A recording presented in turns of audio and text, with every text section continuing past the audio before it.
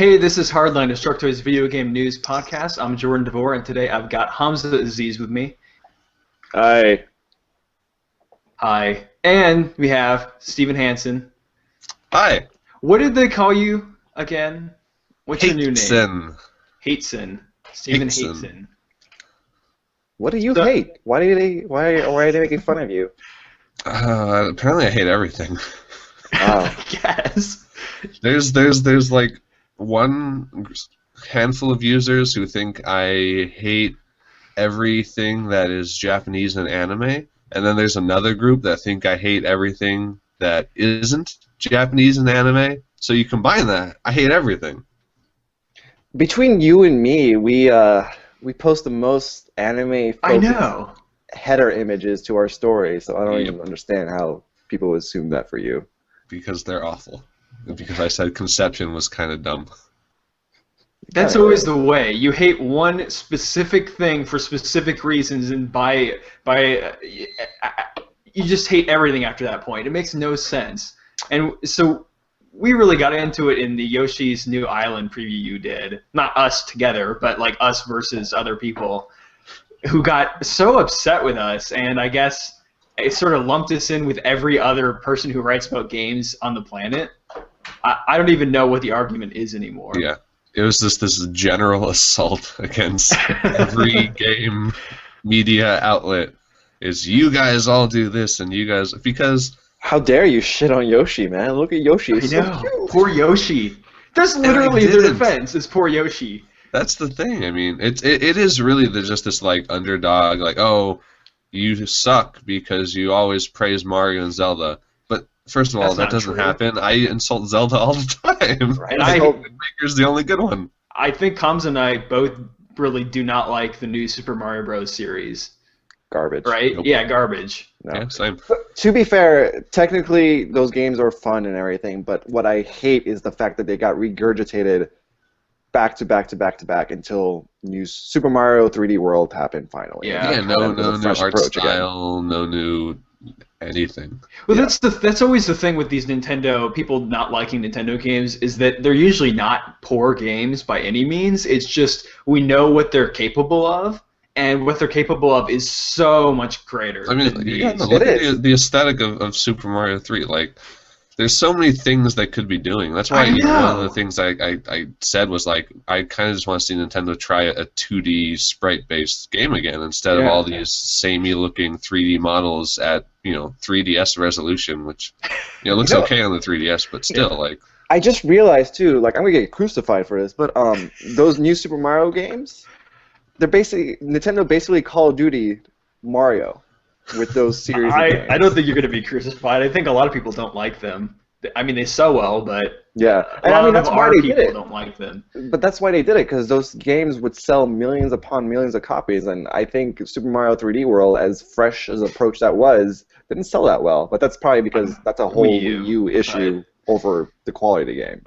But I bet 3D Land sold pretty well, the 3DS one. That was fairly unique. Anything on the 3DS sells well because people actually buy up the 3DS. They have that handheld, whereas no one's really going for the Wii U.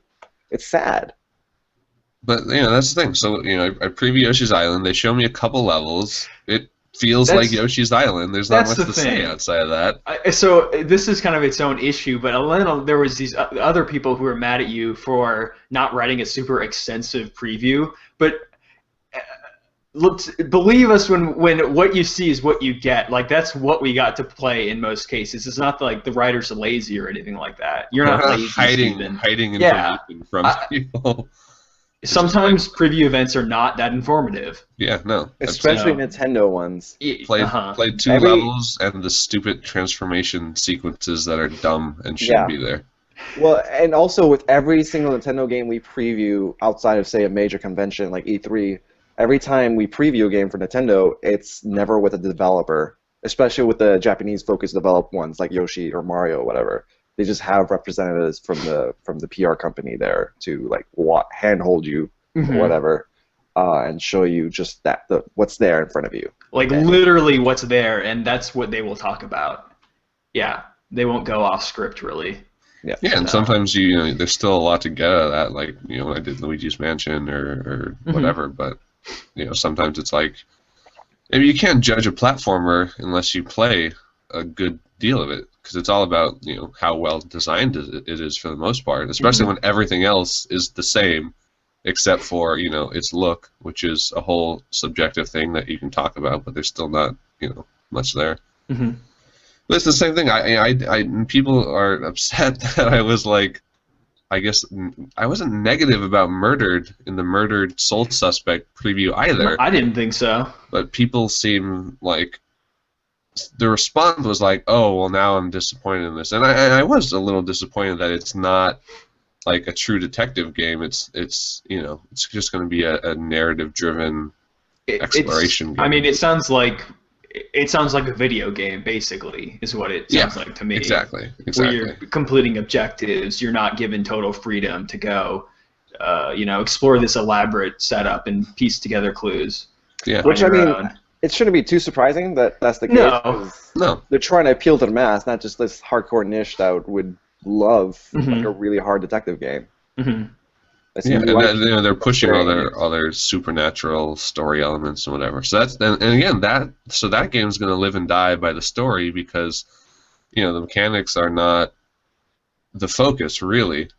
You know the general conceit of being a ghost is, but again like that's going to live and die by the story. And so when I play it for an hour and a half or whatever it was, like you're not going to get a definitive answer out of that. Like, is this game going to be good? It's like, well, maybe.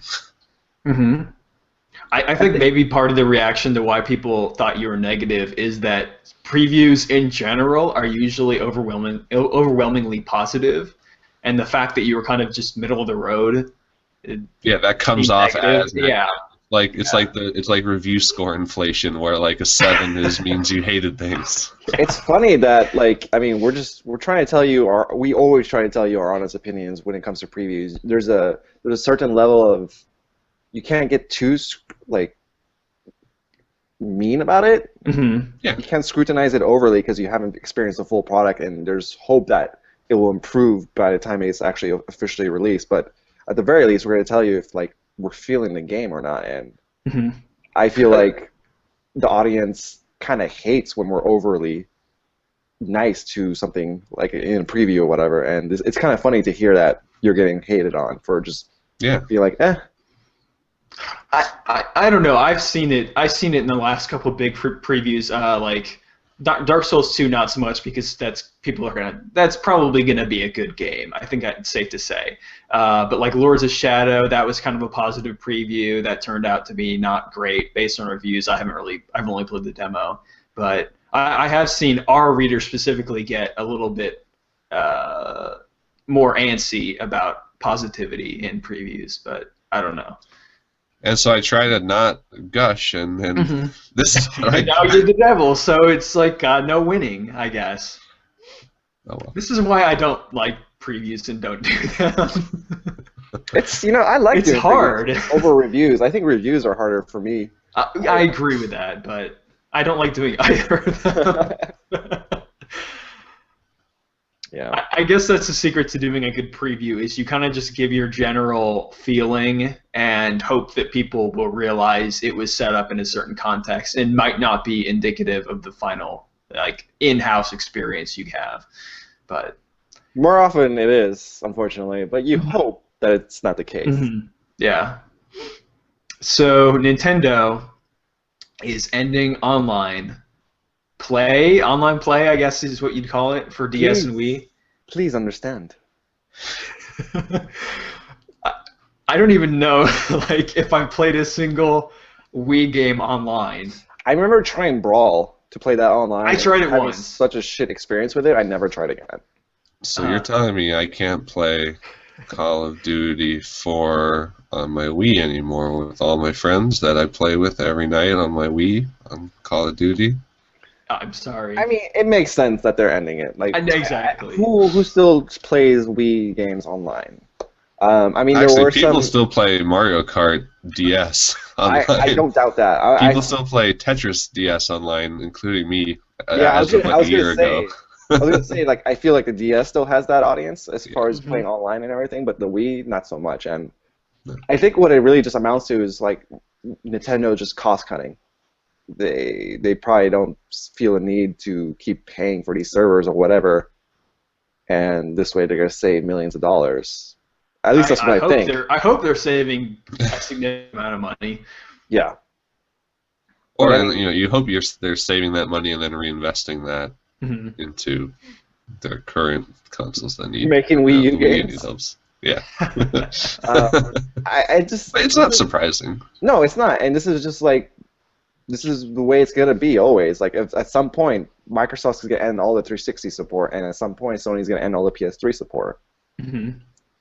I mean, it happened with the PS2. It happened with the original Xbox. Like, they're gonna phase all this stuff out. It's just. I was kind of sad when EA took the Medal of Honor Rising Sun PS2 servers offline. That's not a joke. I actually okay. played I that didn't game. know how to read you there. I was like, is that a joke? I never played it.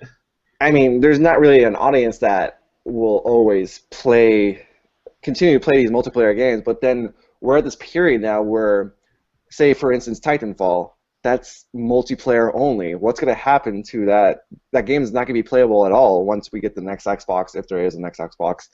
Once those servers are gone, like, that game is done. It's finished. Well, even beyond that, I think the more pressing matter is having enough physical human beings playing it. Like, they don't shut off the servers when there's still tons of people playing the game, usually. So I think that's my concern with these multiplayer-only games. Is like, will they have an audience long term? And for a lot of them, no. Titanfall. Yeah, it's not even as long as Xbox wants, or as long as Microsoft, or whoever wants to run a server. It's the company, the individual companies too. If no one's playing their game, they're just going to close it down. They're not going to waste the money. I can't think of any specific examples, but it seems like recently there's been a lot of Steam indie games that are multiplayer only, and they just died. Their communities are non-existent, so I would not buy those if I were you. That's my pro tip of the day. Wasn't there like a Dark Spore or some weird game that had a huge issue with that? I don't know. Dark Spore? Is that Some like purpley dark game. Diablo-esque EA Spore?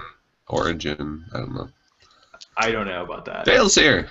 Hey, I said I was gonna go to bed because I feel like shit, but I literally tried 3 times. So I laid down and just like groaned, got up, did some more work. God damn it, laid down, Dale. groaned, got up, did some more. I did some taxes, laid back down again, got up, ate, and I'm like, fuck me, I'm just gonna work today. What do we I don't do? know.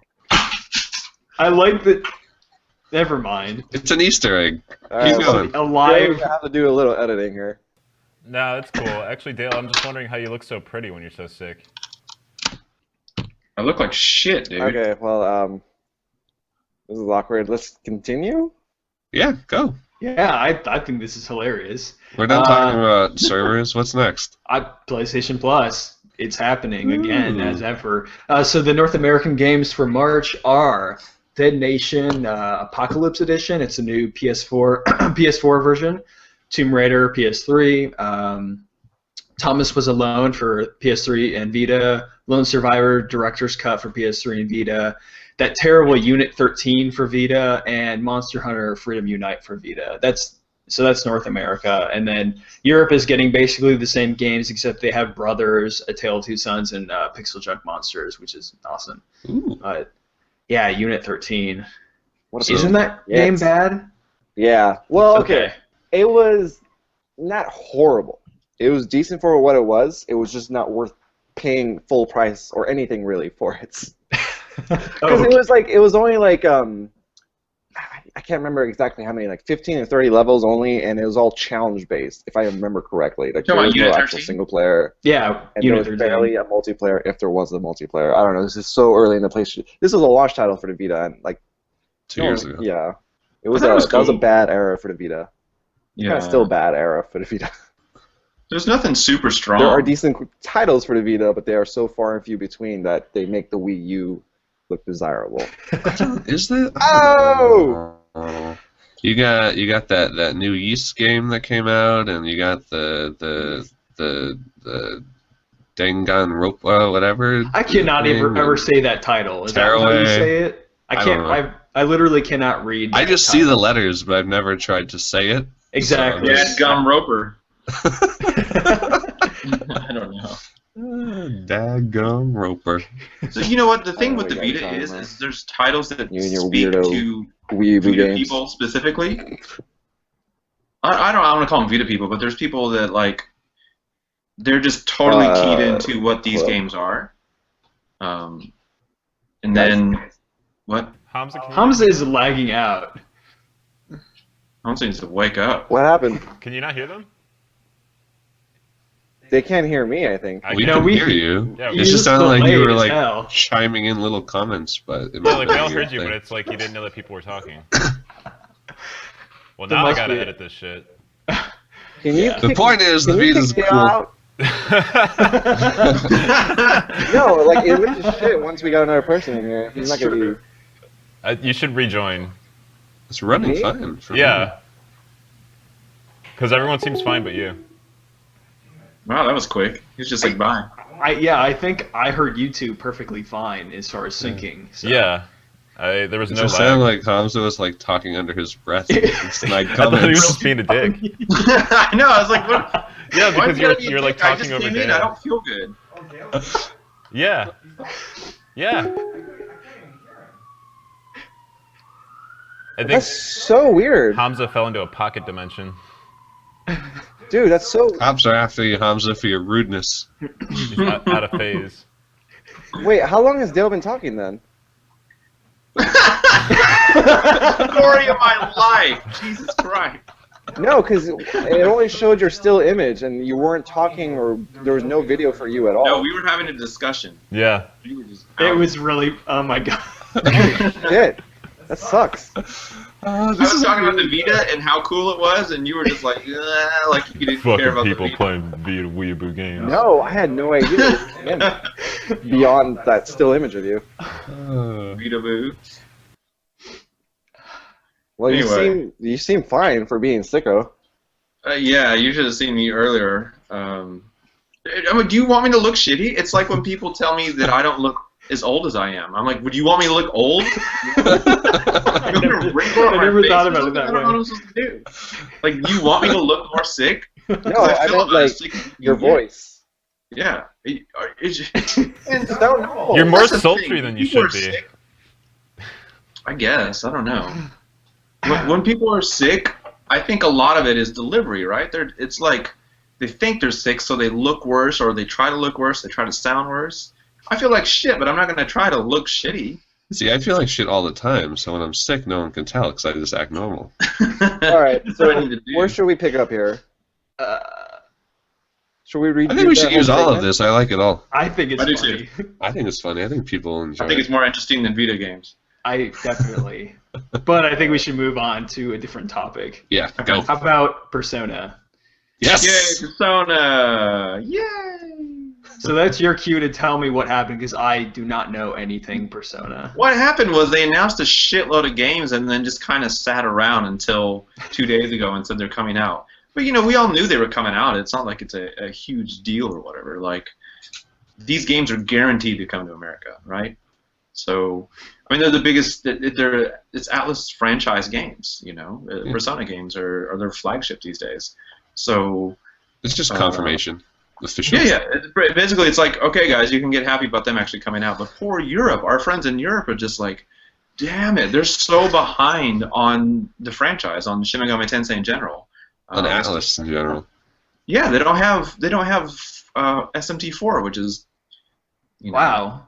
That was actually just announced for iOS, like as we're doing this podcast. Shin Megami Tensei. It's coming out next month. Which one? The first one. Oh. Oh, really? That's cool as hell. Yeah, that came out in Japan a long time ago as well. But yeah, you know, people are excited about Persona 5. It seems like more than these other games, which doesn't make sense to me because we know absolutely nothing about Persona 5 other than it's red. And there's chairs. And everyone has chain balls.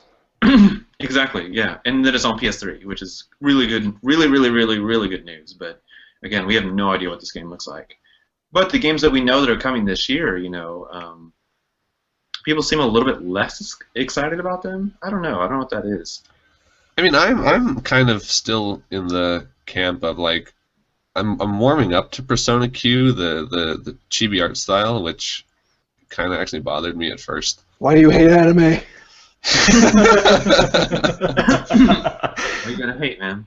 But I don't know. It's just the fact that it's just okay, it's a spin-off and let's match this. I'm kind of ready for but Dancing All Night, I'm all about that. The music's gonna be good. The rhythm game is gonna be good. The new Persona Arena, I'm all about that. Yeah, me too. There was a Japanese trailer for Dancing All Night when it was announced in Japan, and it was hilarious, right? Yep. I don't know if Atlas would appreciate this, but they sent along an English language spin of that trailer, and they actually at the last minute said, "Don't use that, don't release that." And I kind of wonder why, but I think maybe it's because it's unintentionally hilarious. Hopefully they'll let us run it later. I mean, the whole concept is just really funny, and seeing you, U-Y-U, not Y-O-U, seeing him dance is it's so funny to me. Like, yeah, that's great. I mean, he's got moves for sure. That's weirder to me than Persona Q. I don't know. It's just another like extension because it's because it's so different and because it's a whole new genre. And Persona Q is in this weird middle ground where it's like, let's take existing characters but just mash them up into a new RPG instead of like, let's celebrate another aspect of this game. Like, Theat Rhythm is just like, hey, let's make a rhythm game with all this good music we have. Right. Dancing All Night is let's make a rhythm game with all this good music we have. One would argue that the fans of these games specifically are really into the characters, and that is like the biggest asset, And for them to explore those characters more and mash them up and pair them, it's pretty cool. It could go terribly wrong. I mean, I have no idea how this is going to play out, but I think it should be pretty good. The Persona fighting games were pretty well received too, to the point that there's a sequel. What was it called again? Something Suplex? Ultra Max Suplex Hold. It's an amazing name. Or something like that, or Ultra Max Suplex Hold, I think. Yeah, it's like Dale said, that there's an audience for these characters that people really are into and love. So why not create more stuff with them instead of just starting from scratch every time they would release a new Persona? I like that it gives them something to sort of talk about more concretely while they sit on Persona 5, because at least they can distract us with like, hey, here's these other Persona games with characters you like that we can actually show you something about, not just a red chair. I wonder if that was Sega, the new parent company, saying, hey, maybe you should do more shit in the meantime and make some money. And well, those were all coming together before Sega, I believe. That's true. But and from what I understand, even with the acquisition, Atlas hasn't grown very much, size-wise, staffing-wise. But there has to be some kind of influence there. I wonder how much. Right. It's still like 120, 130 people, and they're really small for as much as they do. So they're probably every one of them, doubling up right now. I imagine in my head. I'm sure there's guys just on Dancing All Night's moves. So I don't know. I think also Dancing All Night, it's using the skeleton or the engine or whatever for the Hatsune Miku games. Yeah. Which is a good move. That is good. Yeah. For some. I mean, there's people that are to give zero shits about any of this. Yeah. That's probably me, but yeah, me and Hamza. No, I'm actually, well, not so much the spin-offs, but like the main Persona 5, like I think that will be finally the Persona I want to get into. You should play Golden. I want to. I don't know. Good. It's so I love the anime, so I watched the Persona 4 anime, so I already know what's up as far as the story goes. You know goes. exactly what happens. See, the anime is better. It plays out better. Yeah. Like, I was really into that, so I don't know. I feel like I want to try at least with Persona 5 to actually get into it and basically lose 100 hours of my life to it. Yep. Do you remember when they made Catherine? I was just going to talk about Catherine. Yeah, the Persona team said they were kind of using that to figure out how they might make a PS3 game. And now we have a PS3 game. It's Persona 5. So I wonder how much it'll be like Catherine from a visual standpoint. I hope that it's a lot like Catherine because that game just is a treat for the eyes. Yeah.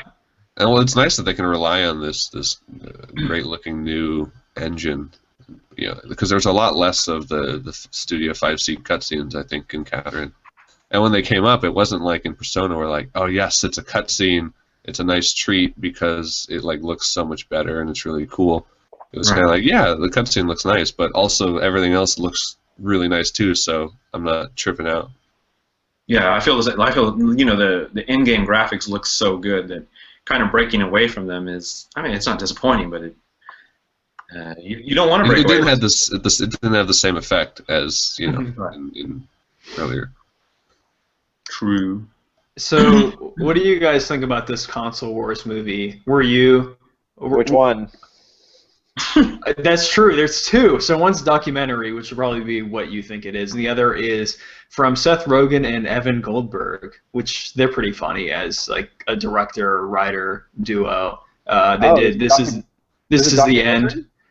There is also a documentary, but there's also going to be like an actual Hollywood production too. Well, I was thinking of the one you just mentioned, Seth Rogen, and then the other one was Adam Sandler and Happy Madison, the Pixel movie. Oh, I forgot all about that one. Yeah. No, I'm talking about the Rogen one. They're both going to be awful. You think so? Yeah. You know so? Yeah. You do hate everything, Steven.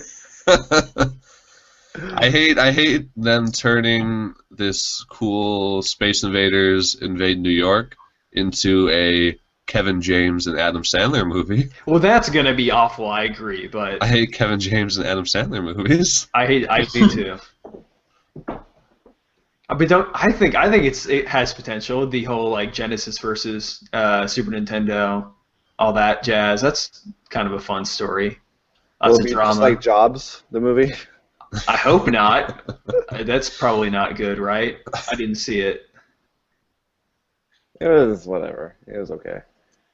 I'm not a movie guy, so I can't weigh in on this at all. Oh, that's right. Yeah, I forgot you. You really aren't a movie guy. Dale hates cinema. I just watched The Raid. That was really good. The Raid is video game. It feels like a video game. It does. That was awesome. That movie was great. The best action movie in recent years. What's it about? I have no idea. It's a bunch of special forces, cops, SWAT people going into a just giant tenement tower that's literally filled everyone with gang people, and they just fight for like 40 minutes straight and do martial arts, and it's really great. Nice. It's good stuff. It's Hamza, brutal. I assume you guys saw Steven and Hamza saw Dread, right? Kind of the same. Yeah, the Dread basically is kind of the same concept, huh? The Raid, but with more guns and more slow-mo and more angry faces. Yeah. Yeah, Dread was pretty good. Yeah, I like Dread too. Me too. Yeah. Okay. Wow, I went from being super excited about one topic to just another one. I know, sorry. Well, we can talk about. I was going to have you talk about your interview with Austin Wintory, the composer of Journey, because that was kind of interesting, and the whole like $50 crappy keyboard thing that you got from him. That dude is super cool. Like, I haven't talked to many people. You know, a lot of times, you guys know this. A lot of times that we talk to someone, it takes a while for them to kind of relax and actually talk to you on a person-to-person level. If in the beginning it's PR fluff bullshit to the point to where you know some of our peers will be like, it's you, man, it's not them. But at the end of the day, they have some things they're supposed to say. That's why these interviews are scheduled, and they usually do. A lot of times, as you guys know, we don't use that. I mean, if we interview someone and we get shit out of it, we're just like, okay, we go about our do day anything with it. Yeah. We do nothing with our interviews, and that's sadly that is how it goes most of the time. But sitting down with this Austin Wintory, he did Banner Saga most recently. He has the only video game Grammy nomination for music for his work on Journey, and he's done all kinds of other stuff, Monaco.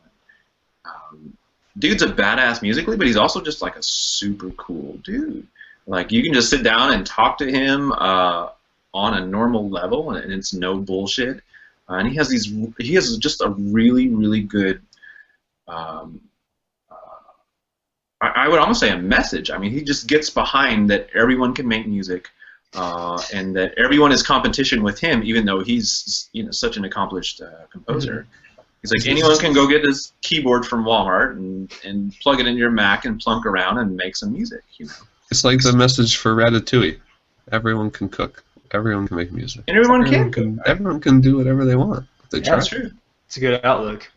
Especially these days. Yeah, it is a good outlook, and I was really pleased to see, when people kind of dialed into some of the stuff he said at DICE and the interviews that came out with ours and others, that, people really got behind that, and especially fellow wannabe musicians like myself, they felt empowered by some of the stuff that he said, which was really cool. You don't usually get that out of people that we talk to, which is sad, But yeah, it was a pleasure to talk to him. Mm-hmm. So. I do think, at least personally, some of my favorite game music recently has been from like first time or small time composers. Like Risk of Rain's a game I got really into, and that had awesome music out of kind of nowhere. But yeah, it's cool. So yeah, like a lot of the music before we just started to fall in this rut where it has to be orchestral, fully scored, big orchestra, and then it just sounds like movie cues, which is kind of good if you're trying to make a movie-ish game. Like Call of Duty would definitely use that. But even then, they have got away from it a bit and are now kind of leaning more towards electronica and hybrids. And that's not to say that there's not good music in that franchise, because there is some. Yeah. But we're kind of getting back to like really more melodic, more catchy, more hooked stuff. Idiosyncratic stuff. Yeah, we're letting the people that really enjoyed old video game music make the music now. And that's kind of what Austin is getting behind. So. Tearaway, so good. Yeah, and that's so just good. Like weird. It's just weird noises, man. Yeah. Like just barely arranged to a point where it just sounds great, and it's like the parade scene in Paprika. So good. Yeah. Look at you dropping. Yeah. Mad nerd cred there, dude. Yeah, this changes nothing as far as we're concerned, Steven. Steven Hansen. Poser. So what do you guys think about Last of Us sequel versus them doing a new IP? Do a new IP. You know what's weird though? For me, I always thought there was gonna be 3 Last of Us. Like I for whatever reason, remember a story saying that Naughty Dog is working on 3 games in the Last of Us series, but I may have been just thinking of like Killzone or something. The Last of Us was supposed to be the last game. It was supposed to be the first of Us, the middle of Us, and then the Last of Us, and production schedules. And, When it eventually inevitably switches off to another publisher because they got tired of doing it, it'll be called The Worst of Us. I could actually see that literally happening. That title. So it'll be called, hey, remember what happened to Crash Bandicoot? Well, that again. My personal biggest shame of 2013 was never completing The Last of Us. I enjoyed what I did play, but yeah, I don't know how it ends, and I don't want you assholes to spoil it. We're not going to say it. We'd be How has it now been spoiled already for you? I don't know. I've been lucky. I have not seen a single spoiler, and every time there's a Last of Us anything related, I just tune out. I'm like, nope, don't want to know. That's amazing. That's kind of awesome. But now that I've admitted it publicly, people are going to start like harassing me and spoiling. Oh, for sure, dude. You're screwed now. Yeah, I need it. There's already an email sent from me with the spoilers. So, no. No, like on a regular basis, every 3 days, like whether it be Tumblr or social networks, something spoiled for me to the point where I'm just like, okay, cool. Well, that's the thing is, I would rather spoil a game myself or a movie and will do that than have someone else spoil it for me. And I swear I saw some kind of study or something that said that people like spoilers don't actually lessen your enjoyment of. I don't think whatever. They do either. I don't think they do, but not for me at least. But. I mean, if something's good, you're going to get more enjoyment out of it with repeat viewings, and even though you know what's happening, you're going to be able to pick up on more stuff, because there's only so much stuff you can pick up when you watch something or play something. It's because there's so much going on. You're not going to get everything out of it. But say like you're watching the anime Kill la Kill for the entire season, but you're 2 episodes behind, and then you're kind of just casually scrolling through Tumblr while eating dinner, and you're like, well, shit, I didn't know that. I was 2 episodes behind for the entire season, and I didn't get spoiled somehow. Nice. I am 2 episodes behind, and I just saw something. I was like, cool, I'm just going to kill myself now. I hope it wasn't the major. Well, there's some there. things in the last 2 episodes. Yeah. But I think, new IP. I'm always team new IP. Like, the Last of Us works partially because of, like, its story and its characters, but a lot of it is sort of the really good ambient storytelling from all the world that they created. So, yeah, you could make another game in that world, but they've showed that they're really good at making video games. Why would I not want them to make a new good video game, right? Sure, but then there's the suits that are like, well, The Last of Us sold 1 billion copies. Let's make more sequels over a new IP because making new IP. But they seem to have some leeway there. I mean, they were able to make a new IP in The Last of Us. The way that they're framing the discussion, it's like, yeah, we're kind of talking about it, and we have some ideas for a sequel, and we have some ideas for a new IP. And we haven't really decided where to go. Naughty Dog just is in that position where, like, Sony will be like, yeah, you guys can do whatever you want. You're gonna make something. I mean, they're already making the new Uncharted. Exactly. And that's all they Sony have that. wants. That's safe. And then if they can do another thing that is received like The Last of Us, then they're gonna want that too. But with all the acclaim that all their recent, whether it be The Last of Us or Uncharted, with all the praise and awards and all that shit, we're going to be unnecessarily critical. We're going to be ridiculously critical of the next thing, no matter how good it is, right? Like that's just how we do it. They set a new bar, and they're going to have to, live up to it. But we're like, oh, this guy has facial hair. Fuck this game because the last, like seriously, that's the stuff we're going to say. Like, I hate that, but it's true. Like, the opening song was in B flat, so Jesus Christ, you guys use B flat a lot. I can't play this game. It's almost as ridiculous as people are like, oh, there's so much brown in this game. Like, is it really putting you out? Is the brown really hindering your enjoyment of the game? No one's ever said that Mario has too much blue and red, right? Maybe. Don't discount it. You search some forums. There's just like a massive 25-page thread on how much sky is in Mario and how they need to innovate. New IPs. Anyway. Yes. That's my second rant for today.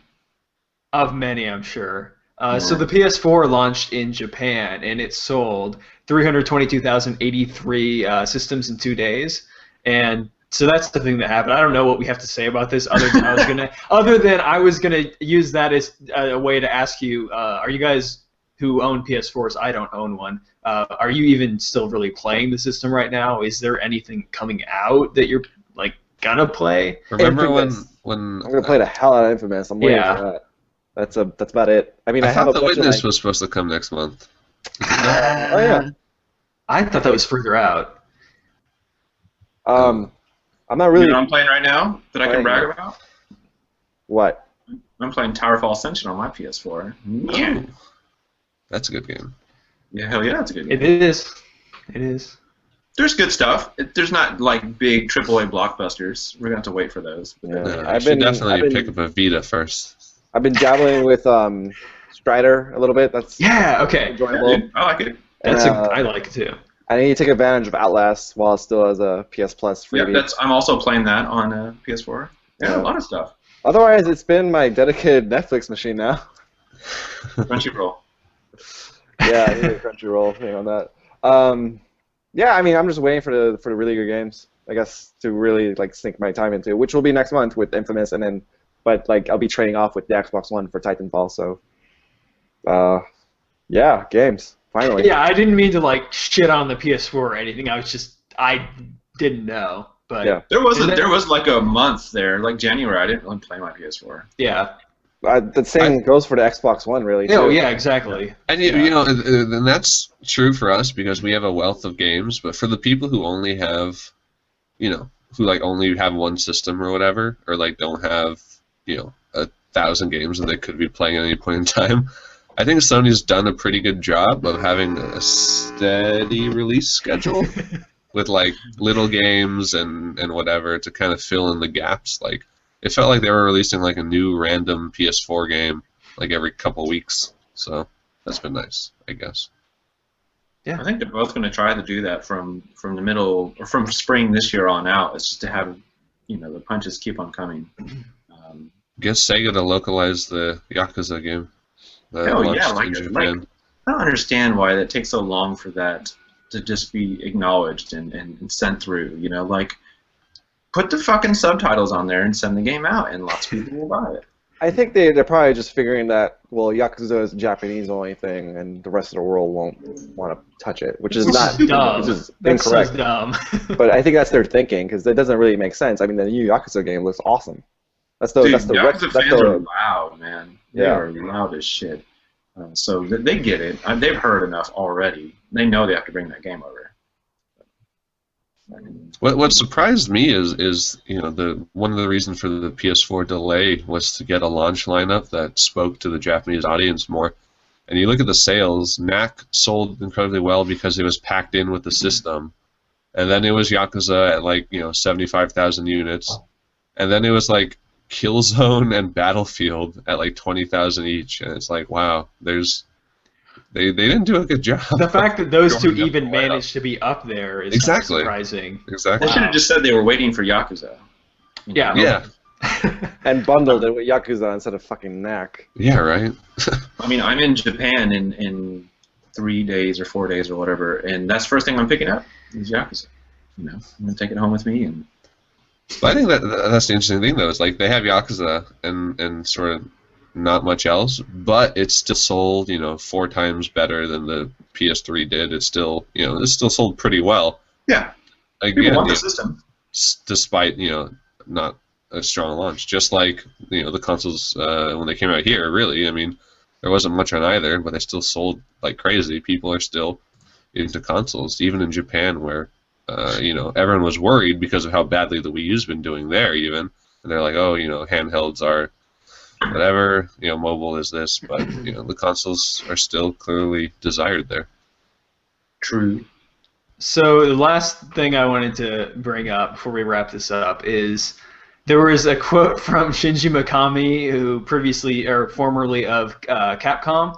So he worked on the Disney game for Super Nintendo, or the Aladdin game for Super Nintendo, and this has always been like an ongoing debate: is which one's better, the Genesis or the Super Nintendo version? I wanted to ask you guys what one you preferred. Super Nintendo.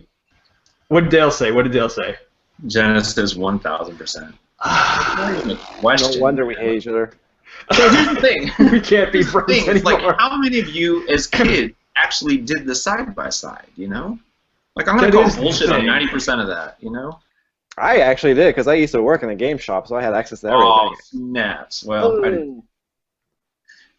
I never even played it on the Genesis. Fuck the Genesis. I'm Super Nintendo all the way. Oh man, retro fanboyism. It'll never leave you. It's that console wars again. Console wars. Make a I'm already console feeling wars sick, movie but about now that. I'm Kevin James and Hamza Aziz. I just like the Shinji honestly, Mikami. I gotta say, I'm surprised that Dale, you're a Genesis guy. Given that I'm not. the music stuff was better on Super Nintendo in general. Wow, so it totally wasn't actually. See, I knew he was going to say that. At all. FM synthesis was the shit, son, and like you couldn't do that on the Super Nintendo. It was just PCM. It was little keyboard playback. It was great on both. Right. But man, you couldn't like blow someone's face off with the Super Nintendo like you could a Genesis. It was an actual synthesizer chip just screaming. Sonic soundtracks. I just remember, for the most part, a lot of Genesis games I would play, just the soundtracks were just like. I am with Hamza. Like, I don't disagree with you, Dale. I think it's like preferences. I prefer the sound of the Super Nintendo, but yeah, I know what you're saying. I know what you're saying, though. If you didn't know how to use the Genesis chip, then it would sound like buttholes. Yeah. Yeah. But if you did, it sounded amazing. Yeah, like the Sonic games, like the sound. The Those audio are funky. Streets of Rage. Come on, man. Right. Yeah. Yeah. But then I remember stuff like Rystar, I think, and some other titles. It was just Shit, right? am I listening to? Guys are That was a family. weird ass game. Mean Bean Machine. You freaking always bring that up. At least I'm not making, You should write a feature on Destructoid why Mean Bean Machine was the best game ever. Are you good at it? Yeah, or I used to be at least.